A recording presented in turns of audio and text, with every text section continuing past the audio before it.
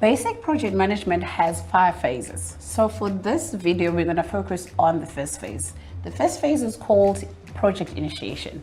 This is where your project starts to take shape.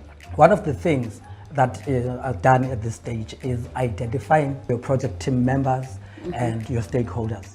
A stakeholder is someone who has an interest in the development or the outcome of the project. Yes, so the stakeholders, team members work together to identify needs and wants, and then the project team will create a plan to accomplish the objectives within the time available or money available.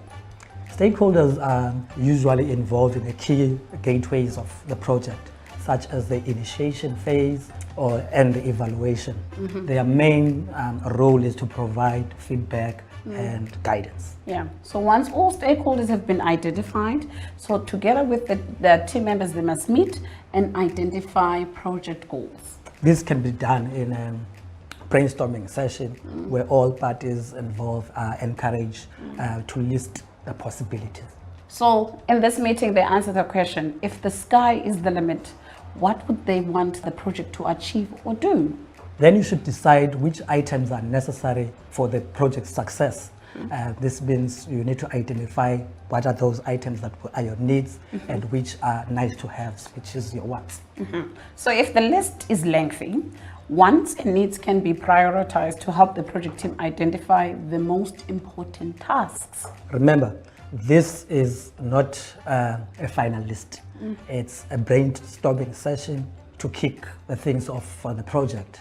The end result of this session is to come up with a project goal statement. Each project should have a SMART goal statement.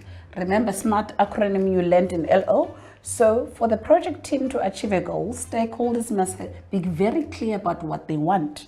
It is also important that you track the progress of the project or your goals. All goals need some form of objectives and measuring system so that you can stay on track and you become motivated when you enjoy the sweet taste of quantifiable progress. Yeah, you know, when you're trying to track, you must answer the question, how will I know that I'm making progress in achieving my goals? All team members and stakeholders must agree on the goal. If the project is work-related, the project goal must be relevant to that of the business. We've already established that projects need to have a time frame, so there must be a specific start and end date.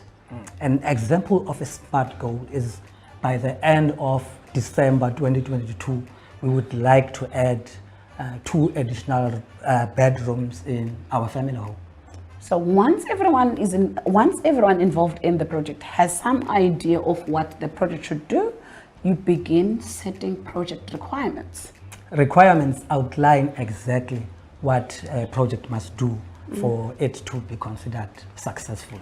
Yeah, as part of this, you should then be able to create your deliverables. Deliverables basically define what can people expect to hold in their hands once the project is complete. These deliverables will help you set clear expectations at the beginning of your project and maintain a clear idea of what you are going to do. Yes, once you have an idea of who your stakeholders are, what the project will achieve, you will want to put everything in writing so that you don't forget what was discussed. You need to create a document that will detail what the project will do and when it will be done. This project will form part of a binding contract of expectations between all parties involved in your project. As we all know, when you enter projects, everybody involved has different expectations. So what information should we be put in writing, Gogo? Firstly, we need a project team. A project team, it includes all the team members of the project and each person's roles, as well as a list of stakeholders and the sponsors if you need any sponsors. Secondly, you need to have project details, which these include the name of the project and the estimated start and finish dates. It's also important to include the project purpose. So try and keep this as simple and concrete as possible. Answer the question, what is the purpose of the project? The scope. What will the project include? And what items will the project also include? This section, when we speak of scope, it is extremely important as it will help avoid miscommunication and disappointment down the road. Yes, you must also mention or include items that will not form part of your project in your scope. If we go back to our example, the project scope is the addition of 2 new rooms.